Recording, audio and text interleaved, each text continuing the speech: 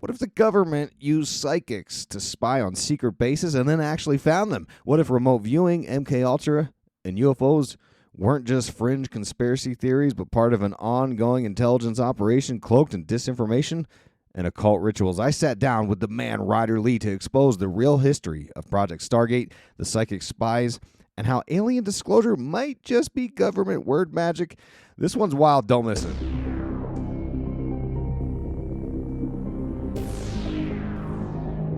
So as you know, I got a special guest today, so I don't want to keep you too long, but we're going to get into Ryder Lee's experience and research of the Stargate Project. We're going to talk about the secrets of this U.S. military program that was about gathering intelligence through remote viewing and psychic abilities, possibly affiliated with MKUltra type experiments. You know, it went through Stanford Research Institute, so we talk about some of the documents that this is based upon, his evidence, the subjects that he interviewed that were actually doing the remote viewing, and various names you're going to recognize. Hal Puthoff with his big Joe Rogan appearance recently, Pat Price, Ingo Swann, Russell Targ. And we're going to discuss how remote viewing actually works and if alien disclosure is part of this movement. My man's got a wealth of knowledge. He is the host of Raised by Giants podcast, and I'm going to put his link tree linked in the show notes, right? So you can check out his podcast. I just made an appearance on there recently, so you can check that out for more. And then also he's a film producer. I interviewed him and Jay Widener because they did this awesome Kubrick's Odyssey 3, Clockwork Shining. I interviewed them, what was it, a couple months ago now, and that's also a fascinating listen. So scroll back on your podcast feed to find that for more. Also, in this interview, we are discussing some stuff that you can see on the screen. So if you want to see the video version of this show, I'm going to upload it to my free feed video feeds for people who aren't on the Tier 2 supporter feeds that get it ad-free and early access and all that. So you can check out the video version. Go to my link tree. It's allmylinks.com/IsaacW, 2 A's for double awesome. And you can find the link to my Rumble, my now third growing YouTube channel, and Spotify. I put it on Spotify as well. So you can check out the video version and kind of follow along with what we're talking about. So without further ado, here's the great Ryder Lee. The biggest question in all of our human existence is whether or not we're alone. So today I brought on a returning champ to this podcast. He's the director of A Clockwork Shining, Kubrick's Odyssey 3, and JFK X, Solving the Crime of the Century, collaborating with the great Jay Widener. And he's the host and producer of Raised by Giants podcast. Today, he's our local expert on unpacking this strange realm of intelligence agencies using occult methods to make contact with alien entities. His name is Ryder Lee, and he's back to drop knowledge. Welcome back to Occult, Symbolism, and Pop Culture, Ryder.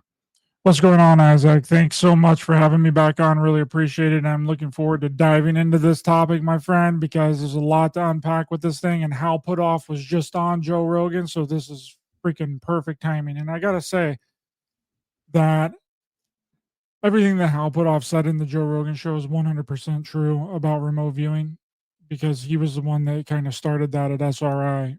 But everything that he said about UFOs, I 100% disagree with. And, okay. Yeah, we can unpack that a little bit. I haven't listened to it yet, so it's on my list of things to do here this weekend. So, yeah, I'll have to unpack that with you because I did want to bring you on because I, like most of the audience, I would assume know what Project Stargate is, but perhaps don't know all the details. There's, in the world of ufology, there's a lot of disinformation and misleading ideas and people claiming these connections to secret space programs that maybe aren't. And I know you've spent a ton of time digging into this, so I wanted to kind of pick your brain for a little bit. And, our last show, I had you and Jay Widener on to talk about Kubrick's Odyssey 3, and it sent me down this, I want you to know, it sent me down a spiral of research into Catcher in the Rye. For the first time, I actually read the book, and I did this 2-part analysis because it was fascinating because it did sort of read like an MKUltra mind control killer book. So it was a fascinating talk, but I wanted to get you back on to talk Stargate because I know you're the man. So where do you propose we start with the whole thing? Do you want to give a little brief overview of what Stargate is, what's your background with interest in it? How do you want to go with this? Well, that's all. It's also a connection between The Clockwork Shining and Kubrick's Odyssey 3 with us as well, because Danny is like basically through the trauma that Danny suffered is what unlocked these psychic abilities within him. And that's essentially what Danny is kind of doing, is remote viewing the future, because he has these psychic abilities, and that's what Army and DIA seeing the future, seeing what things are going to be happening, collecting intelligence data for foreign assets, mainly during the Cold War, and it ran up until '99 until it was to be transferred to the CIA, and then the CIA got it, and then shut it down. Said that no valuable intelligence data had ever been collected from the program, and that was their justification for shutting the entire program down.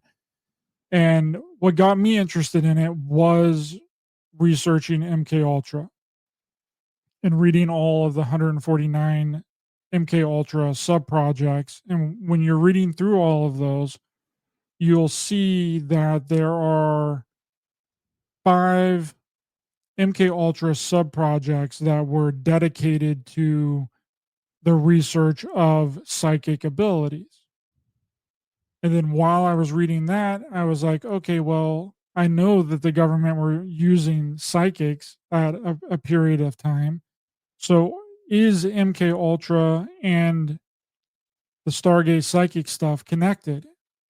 And then I started reaching out to the people that I could verify that were in the Stargate Stargate remote viewing unit. That's how confusing the stuff gets. Is there's so much stuff going on. It's a very convoluted, and they make it very difficult for people to find factual information about it online, and especially with Trump's AI Stargate stuff. Like now, when you type into Google like Stargate, dude, it's just like you just get all kinds of stuff, and then plus you have like Stargate SG1. You have all these people using the Stargate term, but that term actually was developed by Del Graff in 1992. I had Del Graff on my show. He's been on my show like 3 times. He was the operations manager for the psychic spies, the DIA and Army intelligence were doing, and he created the term Stargate. It ran by many different names. It has switched titles. It has switched names. Has gone back and forth between DIA, Army intelligence several times. The Air Force was involved. But one of the first things that we need to kind of dispel, like out the gate, is that this isn't a CIA program. Okay. It was never a CIA program. The CIA literally had nothing to do with this other than funding SRI in 72, which was the research side of this. And we're going to get into all this because it's, I have my notes here because it's too much to freaking remember all this stuff. Yeah. But the only involvement that the CIA had was funding SRI in the very beginning to research remote viewing. And they had people like Pat Price, they had like Ingo Swann, and like a few others that they were doing psychic research on. And that's what Hal Puthoff was talking about on Joe Rogan, like the very beginnings of him getting into being a, getting into remote viewing and working at SRI. And I had mentioned in my show that I did with Donut that Hal Puthoff is a Scientologist, which he 100% is a Scientologist. And some people called me out on that, like online. It was like, what do you mean Hal Puthoff is a Scientologist? You're lying about Hal Puthoff being a Scientologist. And you can go right to his Wikipedia page. Yeah, I was under the impression he was in fact, a Scientologist. And do you think that connects us into, because when I interviewed Dr. Jacques Vallée a few weeks ago, he mentioned when we were talking, he basically was laying out this idea that if we want to understand the phenomenon, we have to sort of explore the realm of the occult. And he mentioned something about Scientology, like the early Scientology days being some kind of I don't know, some kind of connection into this whole thing. Do you think that that's, and then of course, with the foundations of L. Ron Hubbard's Scientology connected to Jack Parsons, like to me, it seems like these things are all kind of connected, and maybe it's, we're going through a weird kind of disclosure on that right now, because I don't think 60 years ago this would have been a popular or acceptable topic to claim that Jack Parsons, Antichrist, and L. Ron Hubbard were out in the desert jacking off and opening up portals. And I think the masses would be like, "What are you guys smoking? What are you talking about?" You know what I mean? So, yeah, this Wikipedia article right here says Puthoff took an interest in the Church of Scientology in the late 1960s and reached what was known as OP Level 7 by 1971. Puthoff wrote up his wins for Scientology publication, claiming that to achieve remote viewing abilities. In 1974, Puthoff also wrote a piece for Scientology's Celebrity magazine stating that Scientology had given him a feeling of absolute fearlessness. Puthoff severed all connection with Scientology in the late 70s. And like that's what people were saying. They were coming at me on X and on Facebook for saying that Puthoff was a Scientologist. He had left the church. Okay. Do you think that's relevant to? Do you think that's relevant to the arguments of whether or not, does Scientology teach these people something about how to make contact, how to remote view? I mean, there must be something there. Have you dug into that at all? I mean, I know that they keep kind of guarded secrets in the Church of Scientology, so maybe that's not public knowledge. I really haven't, because Scientology is a whole other rabbit hole that I would just rather completely avoid. Yeah, and it's dangerous, right? It's dangerous. They'll literally come after you and stalk you and gang stalk you and post up outside of your house and shit. And like, I just don't even want to do it. Yeah, I got you. With the foundations of Stargate, I think the sort of normie version would be the CIA was funding projects to do some remote viewing.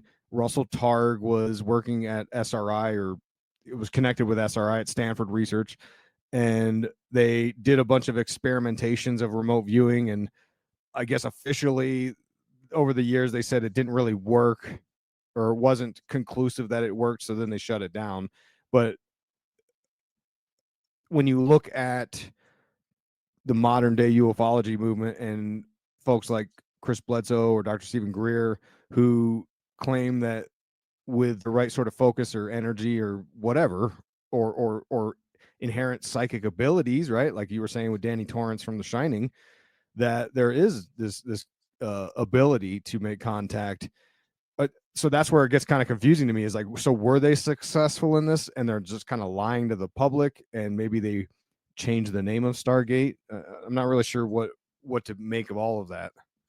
Okay, well, let's get into it right here, because this is the 100% real information. All this information that I'm about to speak about now comes from official documents, official declassified Sunstreak briefing document. And it also comes from the SRI syndicate document, which was from 1973. Okay, so where all this starts is with SRI, Stanford Research Institute. But the government was also doing studies on what they refer to in the documents as parapsychology, with Duke University in the 30s, Parapsychology Foundation in New York in the 50s, Mind Science Foundation in the 60s. So they had an interest in this for a really long time, and they did other research foundations and centers even earlier than SRI. But the thing that kicked off this whole remote viewing stuff was SRI, and this was in the 70s, in the early 70s. So to establish a little background on SRI is essentially a government contractor. And their very first research project investigated whether a plant can be used as a source of natural rubber. So from 1942 to 1946. And then the funding was cut by Congress after World War II ended. And then SRI's first economic study was for the United States Air Force, which is very important to remember now, because later on we get into more Air Force stuff. That's where Dale Graff comes in that I just mentioned that created the term Stargate. He had a small remote viewing unit at Wright-Patterson Air Force Base, which was involved with locating a missing airplane, which we're going to get into here in just a few minutes. So in 1947, the Air Force wanted to determine expansion potential for the U.S. aircraft industry. SRI found that it would take a really long time to escalate the production in an emergency. So in 1948, SRI began research in consultation with Chevron Corporation to develop an artificial substitute for coconut oil in soap production. So the reason for mentioning all of that is to establish that SRI is working for the government. The SRI is a government contractor, and we know what government contractors are, like Raytheon and all these Lockheed Martin and all these big aerospace types of companies. They're essentially a front for the intelligence community. And it's also establishing that SRI worked for the Air Force and was getting funding from the Air Force prior, which is very important. But in 1972, the United States Army Surgeon General, through the Intelligence Information Agency, together with the DIA, then published studies of Soviet bloc work in psychoenergetics. So they got information that the Russians were using psychics to collect intelligence data on the United States. Also in that same year, SRI, Stanford Research Institute, stated that they started their research in psychoenergetics in 1972 with Hal Puthoff and Russell Targ. They did a series of investigations into the psychic phenomenon, which was sponsored and funded by the CIA, and had consciousness researchers Ingo Swann, Pat Price, and this is all documented in the Syndicate document from 1973. Syndicate was an SRI program to determine if remote viewing or psychoenergetic phenomenon was real. Because if it was possible that the subjects in the beginning at SRI could be using their minds to collect information, how are they getting that information? Right? Are they getting that information subliminally? Are they getting that information somehow through memory? So they started running a bunch of tests, and during the testing, Ingo Swann was given a coordinate, and he described some kind of military base. Now, this is known as coordinate remote viewing. There are several different versions and different names of, different types of remote viewing, but this is known as coordinate remote viewing, where a coordinate is given to a remote viewer. They then are able to view whatever has been imbued upon that coordinate. The coordinate now, it gets really confusing because the coordinate really doesn't have to be what the location of what the person is viewing. So the coordinate is actually just like, it can be any series of numbers. Okay, so the person that's giving the coordinate to the person essentially has to imbue and imprint what they want the remote viewer to see onto the numbers. It's a very complicated process. You can't just sit down and remote view something. That's not how remote viewing works. Okay, so all these fake remote viewers online that are saying that they remote viewed Antarctica, that they remote viewed this alien base, that they remote viewed the underground bases in the United States. It's all nonsense, garbage, bullshit. You can't know what you're remote viewing, because whenever you know exactly what it is that you're remote viewing, your mind then creates things that you're supposed to see. Oh, I see. Yeah, I read a experiment that was done to remote view Mars. I believe. I don't know if you've ever heard of that one. It's kind of a famous one, and I believe it was through SRI and Stargate. And I want to say from my memory serves that was the deal, was that they didn't tell the person who was doing the viewing, like, hey, you're going to Mars. It just gave them some location, and it also was, I don't know, 1 million years ago or something crazy like that. So you're saying that if you see someone online who's like, I'll remote view the moon, the dark side of the moon right now, like, that intention that is baked into it already sort of like makes it misleading. Exactly. You Okay. can't do it. It's Okay. impossible to do. Okay. I didn't know If that. Okay. if you know the target, like if I brought up this this Reader's Digest of Antarctica and started scrolling through it and seen a picture of Antarctica, and then I was like, oh, well, let me remote view that scenario of that photo that was taken in time. You're not remote viewing anything. You're just using your imagination. Okay. You're not using any kind of psychic ability. So whenever this coordinate was given to Ingo Swann, he described some kind of military base in the woods. Okay. And this was supposedly in West Virginia. The coordinates was then given to a gentleman, a businessman that was referred to in the documents just as Pat. They refer to him as Pat in the official documents, but we now know his name was Pat Price. So when Pat Price got the coordinates to verify Ingo Swann's remote viewing of this suspected military base in West Virginia, he described the exact same thing in large detail. And this document is really incredible. Hal Puthoff was talking about it on Joe Rogan. It was Okay. it's insane. Like I have the document, the syndicate document, and he's talking about wind speed. He's talking about altitude, the surrounding area. He draws like a diagram of what it was that he was seeing. So Hal Puthoff and Russell Targ asked him to view this location again and see if he could actually get inside of the facility with his mind. So he does it. He gets inside of the facility. So he's looking around the facility and he sees documents on the table. He was trying to obtain code word information with his psychic abilities, and he did. He saw on the top of the desk papers that were labeled, they were like fly trap, mine run, and there was like a file cabinet on one of the walls that was labeled Operation Pool, folders on the inside of the cabinet that had all kinds of code words on it that revolved around the game of pool, like cue ball, 14 ball, 4 ball, 8 ball, rack up, whatever, right? And he said that the site vaguely seemed like Hayfork or Haystack. And he even got the names of the generals at the facility. Now, mind you, this is a top secret military installation in West Virginia that is to monitor like Soviet satellites. Okay. Very top secret. No one really knew about this information.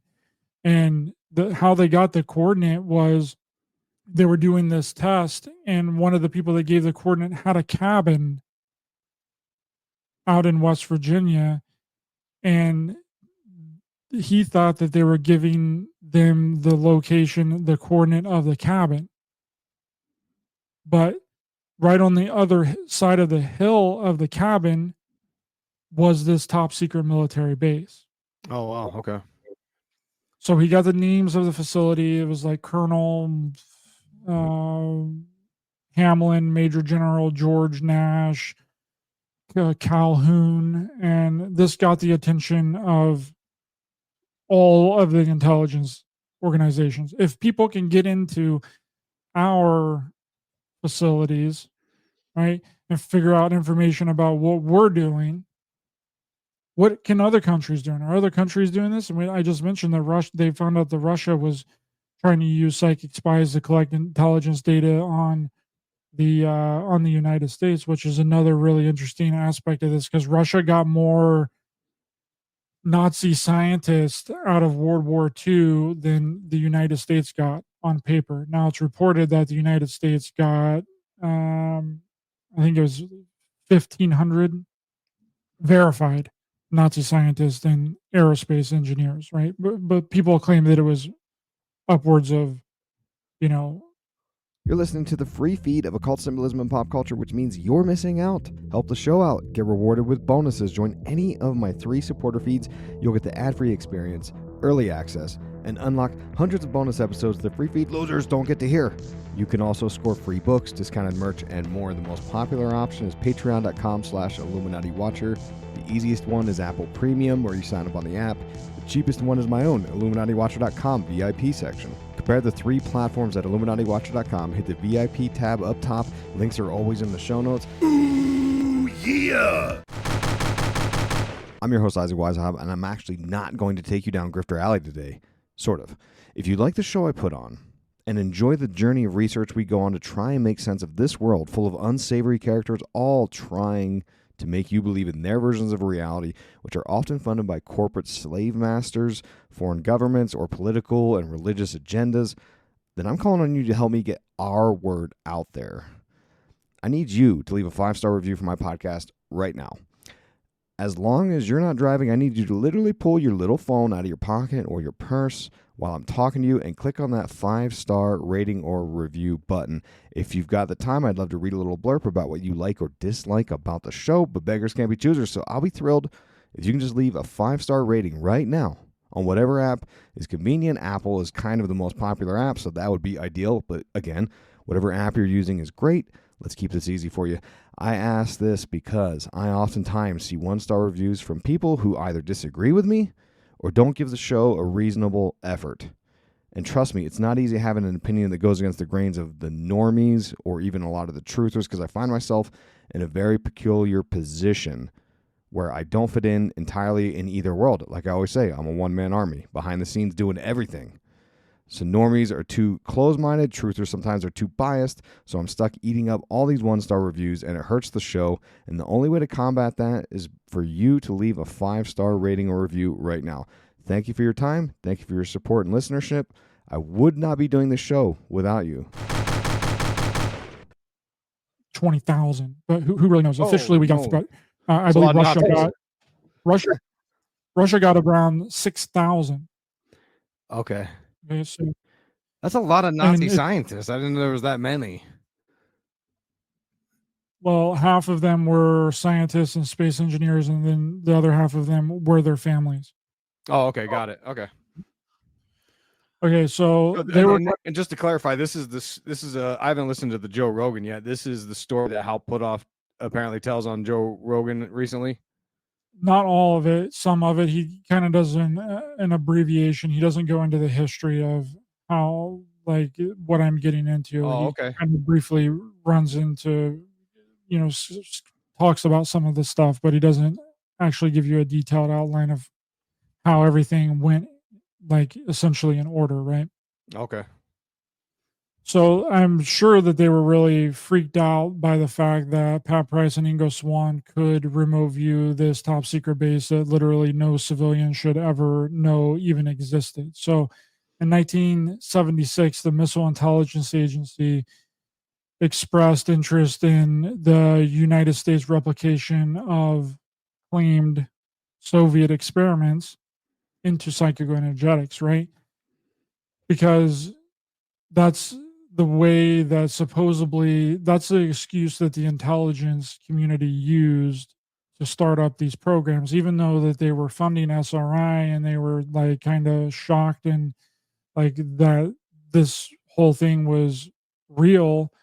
They kind of used the excuse to open up an official program that another country could be using this and is probably using this, so we need to start up our own program.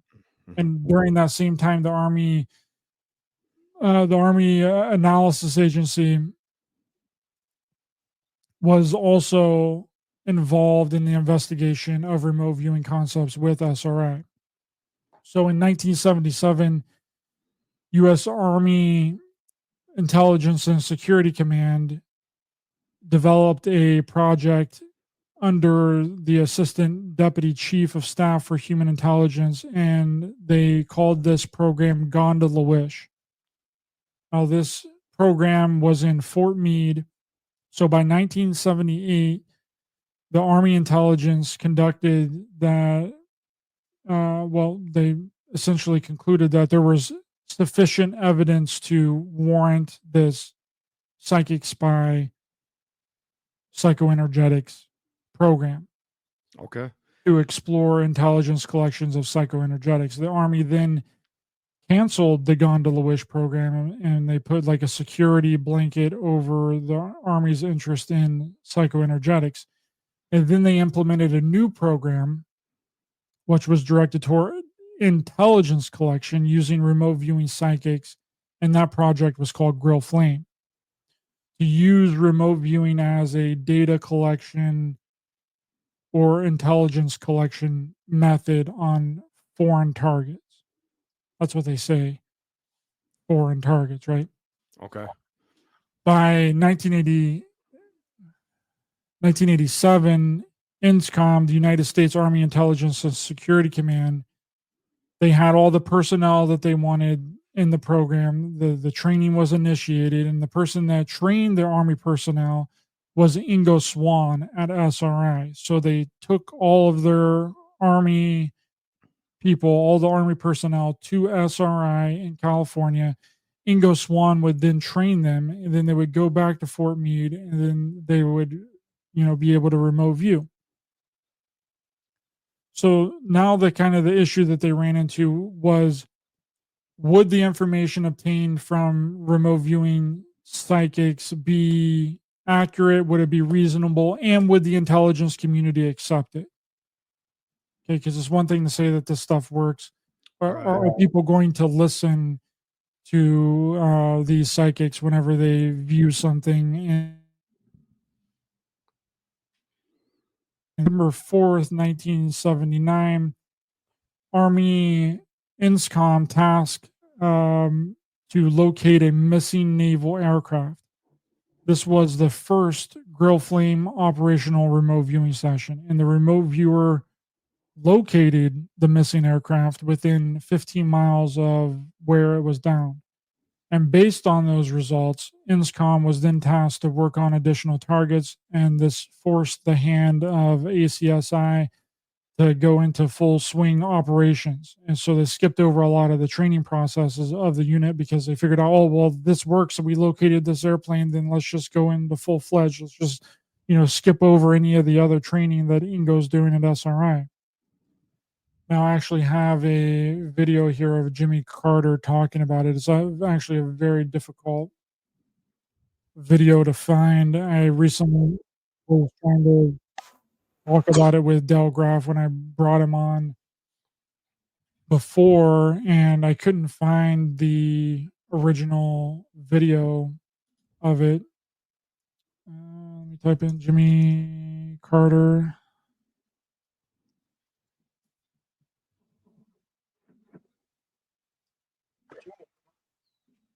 This is the one with Del Graff. I need the actual. Okay, here it is.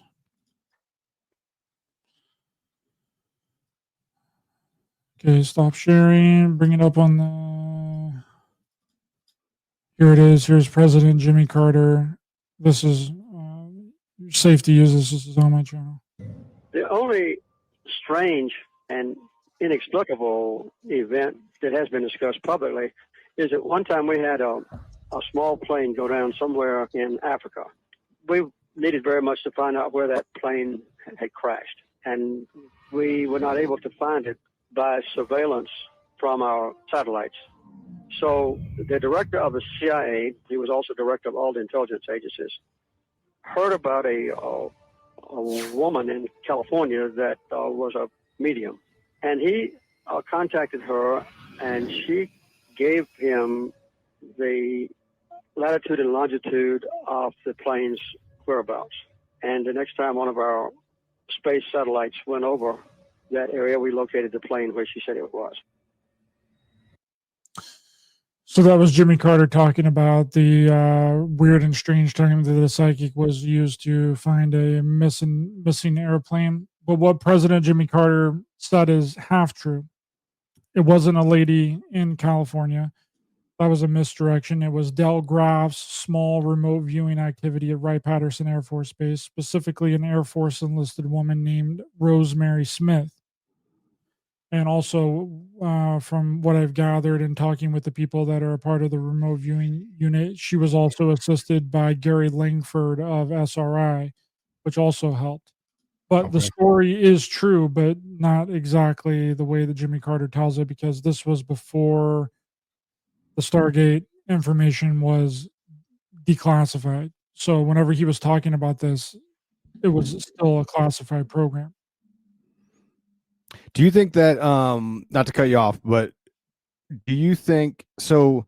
When I'm hearing the foundations of Stargate, it sounds a lot like the foundations of MKUltra, where we just so happen to have all these Nazi scientists, and all of a sudden we're worried that Cold War fears of Russia doing mind control experiments and brainwashing people, that we need to do MKUltra stuff. And now it's like, oh, okay, and then maybe Russia's also remote viewing our documents, so we need to study this. And I'm always intrigued by, because there's all this paranormal stuff involved with Project Stargate, but then there's all these sort of conspiracies about it being linked into Majestic 12, and we were remote viewing other countries' UFOs in their hangars and talking to aliens. Does any of that hold any weight, or is that just speculative conspiracy theory talk when it comes to Stargate? Sounds like it's more focused on remote viewing than anything. Yeah, it is focused on an intelligence data collection. Now, some people that were in the program have stated that somebody was in there, Skip Atwater was in there, and he had coordinates of bases that extraterrestrial bases that Pat Price had remote viewed, and he had those exact same notes and those coordinates. And supposedly, now they weren't allowed to do this, so this was kind of like he would use it as like a practice thing, right? He would, give them these strange and like weird coordinates, and he would call them, like, I'm guessing is what was happening, was like practice targets. Okay. But supposedly Pat Price remote viewed 4 alien bases on Earth. Wow. Now, you can take that for whatever it is. I mean, I tend to believe, Pat Price died in, when did he die? It was either 75 or 85. I think it was 75. Have you talked to, you said you did some shows interviewing Del Graff, is that right? Yeah, he was the operations manager. Oh, okay. Did he ever mention anything about remote viewing UFOs or alien stuff? Yeah, and so yeah, several of them, talk about how they would be not asked, but they would be remote viewing some really weird and strange things, specifically Lynn Buchanan. Lynn Buchanan, the movie The Men Who Stare at Goats is based off of Lynn Buchanan. Okay. Okay. And is like a pseudo like comedy of what DIA and Army intelligence was actually doing. Yeah, I remember watching it and thinking it was just silly, and I feel like that's kind of like what you were talking about earlier, where if you search for terms like Stargate, now you get this AI Stargate project, which could be related in a way if you believe in the AI as alien stuff. And I had a similar experience when Edward Snowden was the whistleblower for the NSA Prism program, and within, I think, a couple weeks, Katy Perry releases an album called Prism, the same exact spelling and everything, and it muddies the waters, and it just seems like there is a little bit of coordination that happens there sometimes. Same with like Operation Looking Glass as well. As soon as everyone started catching on to what Operation Looking Glass was, Alice in Wonderland Through the Looking Glass came out. Oh, interesting. So then whenever you typed in like Looking Glass, that's all that would pop up was the Alice in Wonderland movie. So It's like obfuscation. So when something becomes interesting, they then throw out a bunch of fiction surrounding it. Now, Operation Looking Glass isn't what people think that it is. Operation Looking Glass is actually a program ran by the Air Force to put a nuclear control station platform in space. Oh, wow. It's not to see into the future or whatever it is that they claim Project Looking Glass actually was. I mean, just type in Operation Looking Glass into Google, and you'll see that it was a Air Force program to put a airborne national command post in space. Hmm. Here it is. And do you, so on the topic of disinformation, oh, there you go.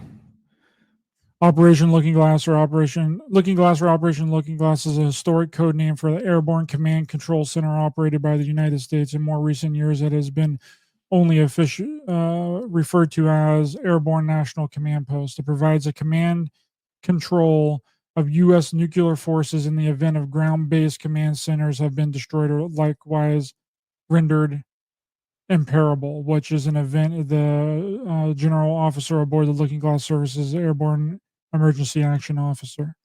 So it's literally to put a nuclear command post, nuclear command post in space.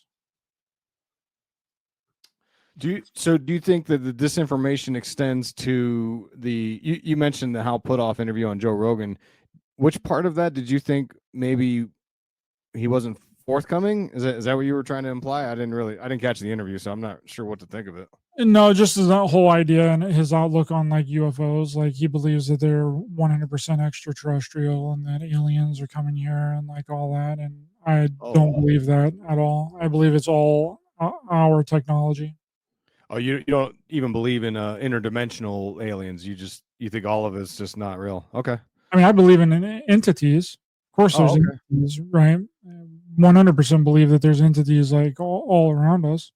Oh, okay. Right, but there's no physical entities. I got you. So like you're okay with the disembodied spirit stuff? Because a lot of people are talking about AI being disembodied spirits that's now communicating with us, and I think that's a fascinating angle. I don't know what to make of it, obviously, but I do tend to believe in the interdimensional stuff. But Hal Puthoff is more of a no. These are nuts and bolts UFOs from planet Nibiru that fly in and. Well, he doesn't really exactly say. He talked also about the interdimensionality of them, like what they are, and if anything, it's like plasma. If anything is physical, it's like it's not even really physical. It's like plasma entities, and if other entities exist outside of the Earth, which we have no evidence for, but if they do exist, if there's other life on other planets. They aren't coming here physically. And that's another thing about this remote viewing stuff that is connected to the alien thing. Okay. If other entities live outside of the Earth on other planets, they're not coming here physically. They're using their consciousness to transport themselves by locating themselves into our reality. That's the only way that they're not traveling through space. They're not traveling freaking thousands or millions of miles to come to Earth in a craft, in a nuts and bolts craft. No, they're using their minds and they're bilocating into our reality to here. Just like what can be done with remote viewing here. That is essentially bilocation. To where you literally imprint your consciousness outside of your body, go to a completely different place, and then interact with your environment. And move objects. And that's what Pat Price and Ingo Swann were they doing stuff like that? Like you think they were able to sort of appear to people on the other end? Yes. Oh, okay. Oh, wow. I think so. I mean, I don't know if they can appear to people. I don't know if people could actually see them because I think that would be the next evolution of like remote viewing, right? Like it's evolved so much since its inception. And so that would be like the ultimate form of being able to remote view is to bilocate your body physically to where someone else could literally see you. Oh, it's so while you're weird. not even there. That would be like the most advanced form. I don't think that they were there, but they definitely were able to manipulate the environment someplace completely different than where they were, and like move things. Huh. And do you think that the Stargate Project, it was officially shut down, but do you think it's continued on under other names or something like that? I don't think we have a reason to believe that it didn't. Yeah. Yeah, I find that strange that they studied it for so many years, and then after 20 some years they thought, oh, this is kind of a waste. It's like you think you would pick that up like within a year or two, you'd be like, oh, we're spinning our wheels here, nothing's happening. I can't imagine you'd study for 20 some years with zero proof or evidence or results. Yeah, you're not going to fund something for what would it be, like 16 or so years. It started in 1978, ended in 95, so 16, 17 years, and fund all that, and then all of a sudden be like, yeah, what happened was, this is my guesstimation. This is not a part of any official document. It's just my thoughts on it.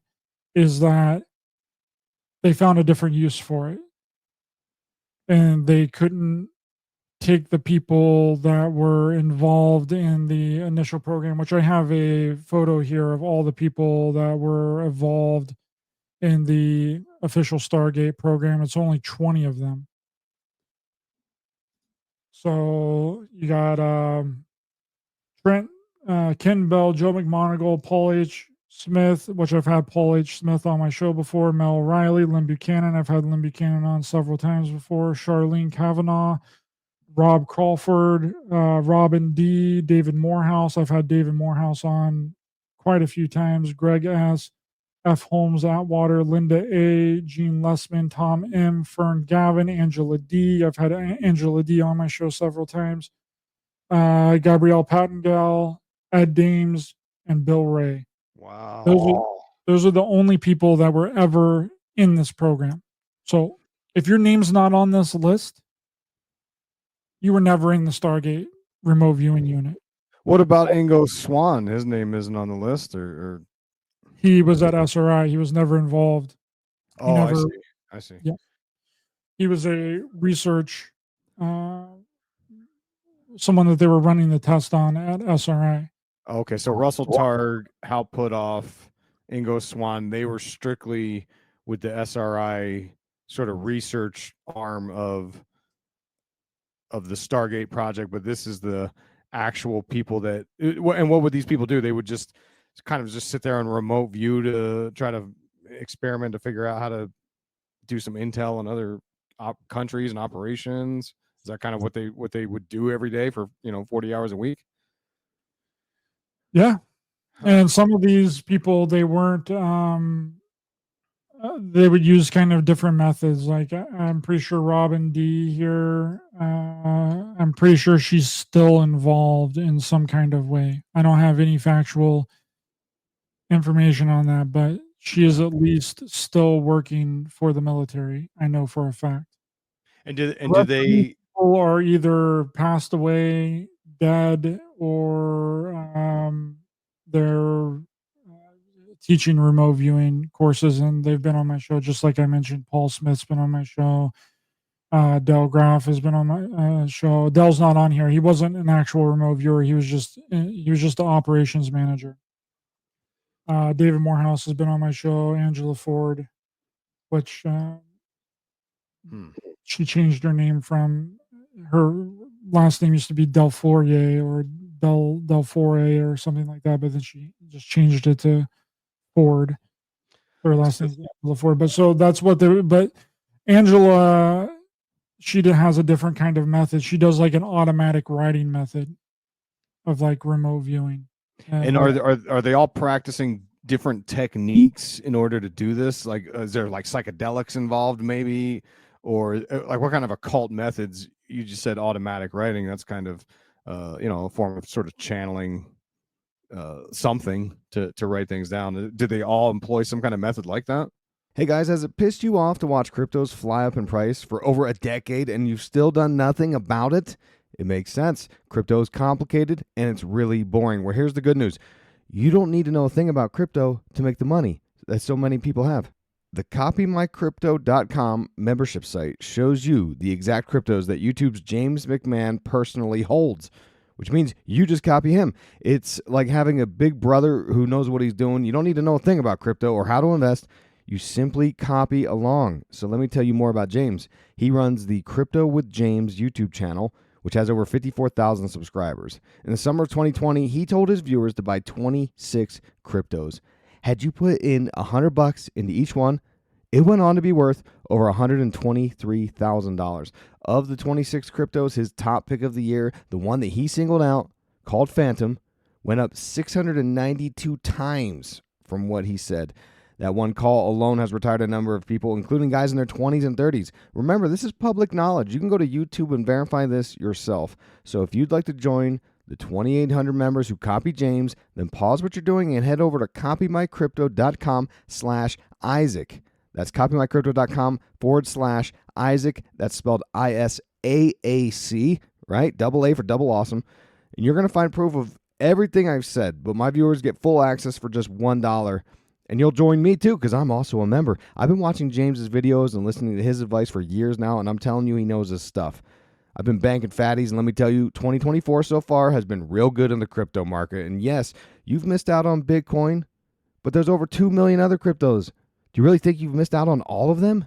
Guys, don't waste any more time. Go to the site and read it. Once again, copymycrypto.com/Isaac, 2 A's, so ISAAC, and you get in for $1. It's ended money worries for so many. It may just do the same for you. Link in the show notes as always. Well, the way that it works is that you get if you're doing coordinate remote viewing, you get the coordinate, then the imprint of what the person that gave you the coordinate has put onto the coordinate is then what you remote view. Now, some people, they don't.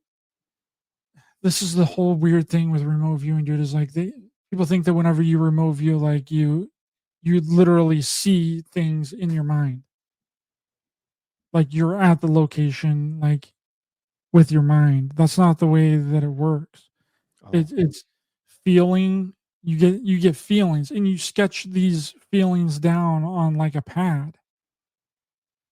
And then like you'll like get like an intuition and like a feeling of like what the area looks like. Like you don't like you're not, it's not like unless you're doing the very advanced form of remote viewing, like I was mentioning, like the bilocation stuff, right?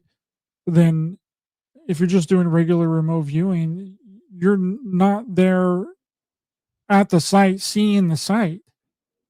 Right. Now, So what there are ones that are like beacon exercises, is what they call them, where they would essentially view something through somebody else's eyes. So they would have somebody out in the field, okay, or they would have a target that's another person, and then they would essentially view through that person's eyes and like what they're seeing. But that's different. Like coordinate remote viewing is different. Outbounder exercises is different.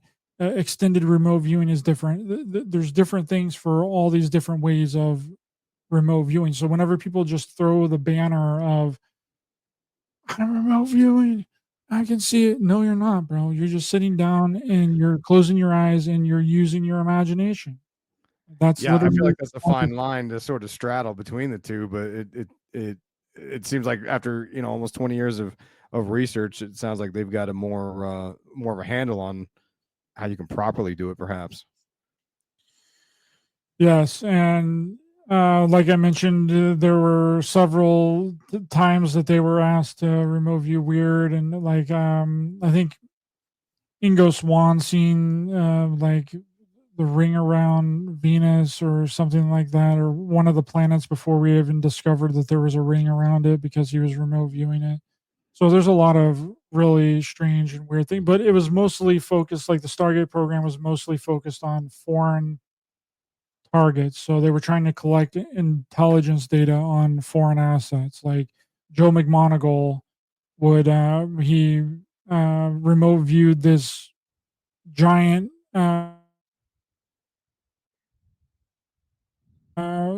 submarine that was being built inside of a hangar.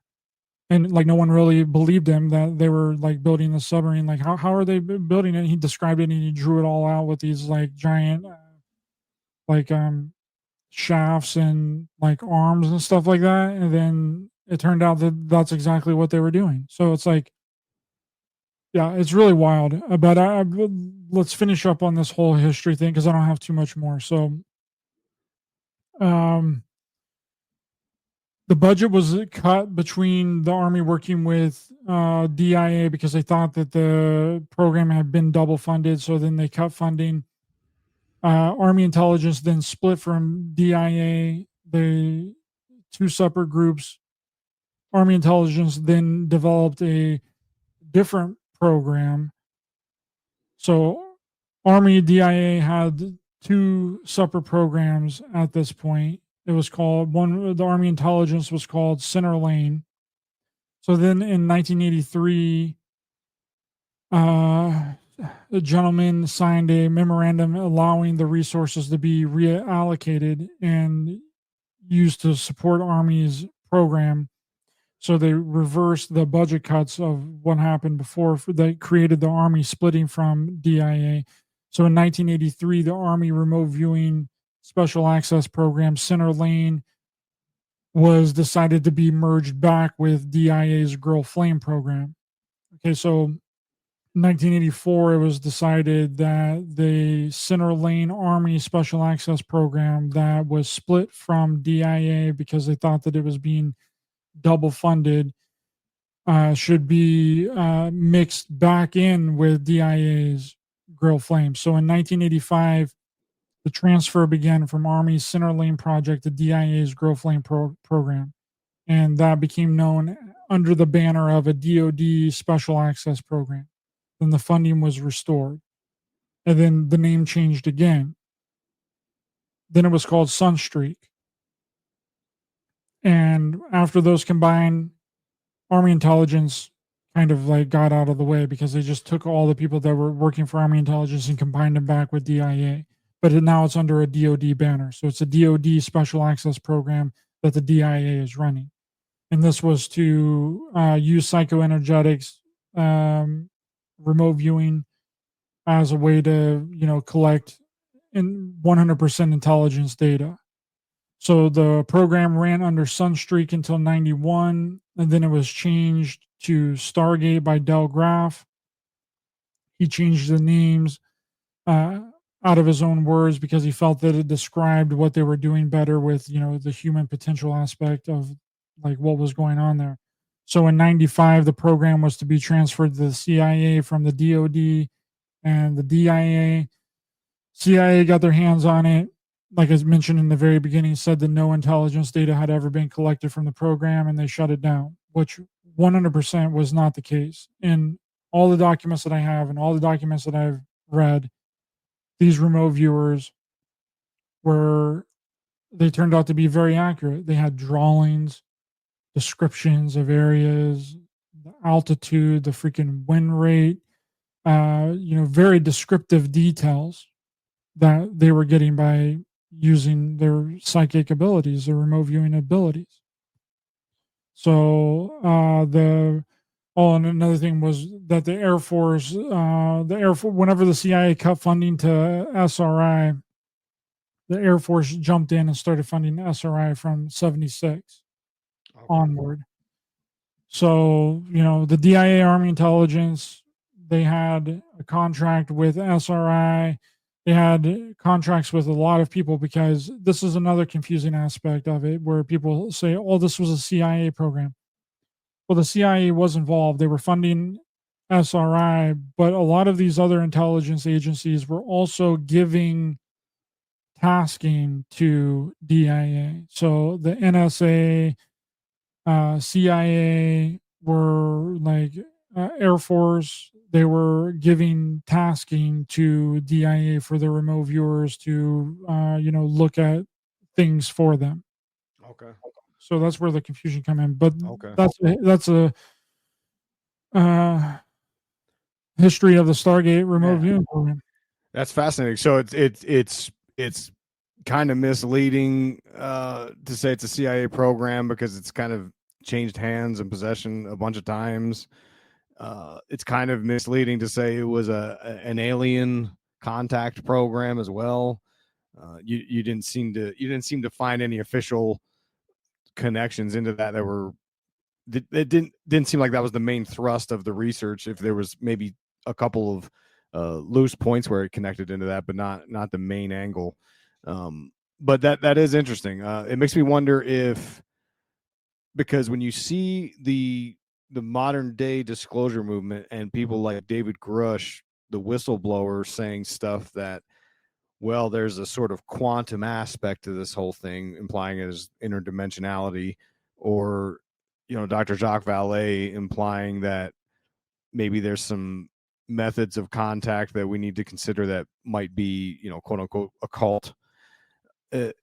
I feel like it's almost like all that research it must have continued on, and it must be tapped into today. I mean, even if it shut down in the late 90s, it surely got resurrected at some point, now that they're trying to do this sort of mass disclosure effort upon the public. Do you think that do you see anything where those pieces connect in with the modern day disclosure movement, that maybe there's elements like, Hal Puthoff going on Joe Rogan to talk about it? That's got to be looked at as a possible piece of the disclosure, slow drip disclosure on the masses. I do think that it's connected. I just don't know exactly how it all is related in that aspect, but it definitely has something to do with consciousness. And that makes sense if these entities aren't physical entities. That's the only way that it makes sense. Yeah. Like I'm with you on that. if you can contact them like spiritually or through meditation or hallucinogenics or all that shit, like they're not physical beings. Right. They never were physical beings. Did you come across? That's another thing that Hal Puthoff talks about in the Joe Rogan episode. He's like, a lot of these craft that we've recovered were found archaeologically. Like Bob Lazar says, right? So they were dug up. Okay, so they're old ass craft that were found. This wasn't like recent times shit. And that's another thing that they're doing with this entire UFO and alien topic and narrative, is that they're using word magic. It's all word magic. They use certain phrases to make you think that they're talking about one thing when they're really talking about something completely different. Like with crash retrieval, like with national security threat, like with alien invasion. Okay. All these words and all these titles have multiple meanings. But when the public hears them and people in this community hear them, they think one thing when they really mean something completely different. Just like non-human intelligence. Okay. Non-human intelligence is AI. That's what Dave Grush talks about. He's like, they were non-human intelligence, non-biologicals. Okay. Non-biological, non-human intelligence is just a coincidence that we're coming up in this AI age. And that term now becomes popular. That's what AI is. Crash retrieval doesn't mean that we saw a craft crash out of the sky or we saw it on our radar. Crash retrieval can be something that you dug up from hundreds of years ago or thousands of years ago that has been here for freaking ever. If me and you picked up right now, we went to Afghanistan, we started an archaeological dig, we found some weird, strange craft in the ground, that would be a crash retrieval. Doesn't matter how long a period of time has lapsed in between you finding the craft and the craft coming down. It's still a crash retrieval. It's word magic. They're using word magic. Alien invasion. Okay. From 2020 to 2024, we had an alien invasion on our border. Okay. Trump comes in, stops the alien invasion, deports all the extraterrestrials that are not from this land back to their where they came from. Okay. that whenever we go to a different country, Isaac, we are aliens. We are not born there. We are not from there. If we went to Afghanistan right now, we would be aliens. We would be legal aliens, but we would still be considered alien because we are not from that part of the world. So it's Interesting. the word magic play that they're doing, dude. That's exactly what it is. And that's what everyone has been talking about. For how long have they been talking about the fake alien invasion? The fake alien Right. invasion? Right. That's why I'm always torn. I don't know what to believe. I mean, it's really hard for me to stick to one argument because it's so multifaceted. But you did great work on the Project Stargate stuff. If you want to tell the folks where they can catch, because you, like you said, you've got multiple interviews with people that were in the program. If you want to tell them the best place they can catch all of those episodes. And the national security thing too. The national security thing isn't that we're worried about them being in our airspace. The national security threat is that if other countries find out that it's our technology that's flying around in our airspace, then we're exposed. Then they can duplicate it. Then they know that it's our technology. So it's better for them and the public and everyone to believe that these are extraterrestrial crafts coming from outer space. Because if you keep them on extraterrestrial narrative, then they'll never realize that it's our own craft that we have developed, that we've been developing since the late 1800s at the Sonora Aero Club in California with the airships. And then later on in Nazi Germany, and then we brought all the Nazis over here, and then all of a sudden something crashes 2 years later in Roswell. That was a test flight. That was a test flight for new technology that NASA and these other companies were developing. I mean, I see the angle there. It's definitely one of the potential truths of what this is, as like the New Jersey drones, right? That was a big thing, and then just a few months ago, the New Jersey drones, nobody knew what it was, and then all of a sudden they come out and said like, oh no, it was just I forget. I think they said it was an FAA exercise or something crazy. And it just, I don't know, it just didn't make sense to me when you see all the videos of what was out there. But I mean, that would make sense if it was merely a way to test out our craft and then make foreign countries believe that this is extraterrestrial technology and there's no point in trying to replicate it or to sort of maybe undersell how advanced our technology is, So fascinating stuff. But I'm gonna wrap up here in just a second. So when you think of it, there's nothing that you can do about extraterrestrials, right? People think that extraterrestrials are so freaking advanced that there's nothing that we can do about extraterrestrials.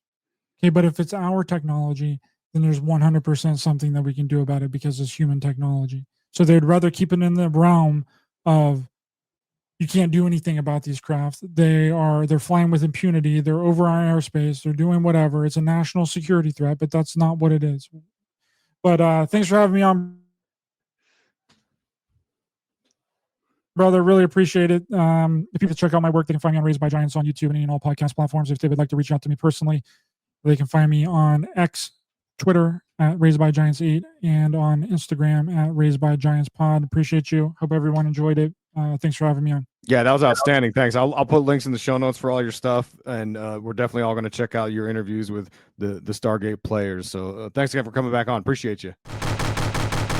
All right. I hope that clarified some of this mystery behind Project Stargate, remote viewing, all the weird occult fringy stuff, because I do think it's going to be part of the disclosure movement for UAP, because as you heard about with my interview with Dr. Jacques Vallée, that's a man that would know what's going on. He more or less advised that we got to understand the occult if we want to understand the phenomenon. So if you want more Ryder Lee, he is the host of Raised by Giants podcast. I'll put a link in the show notes for his link tree where you can find him, and he's got a bunch of cool documentary style videos out. You can get them on Amazon and all kinds of places.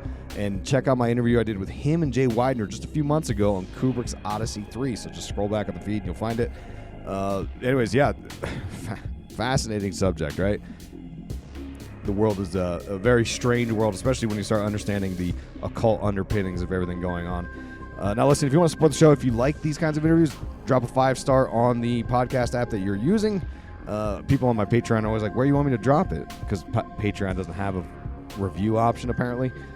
Just go on Apple Podcasts or Spotify. Those are the places that I check mostly. And then also, I forgot to mention that I put a link in the show notes for the video version of the show. You can watch it on my Rumble, my YouTube. I upload it to the free, and Spotify now. I upload it to the free feed, a few days later than what everyone else gets it at. So anyway, drop a 5-star review on the podcast app of your choice. All right, thanks for listening. Stay positive.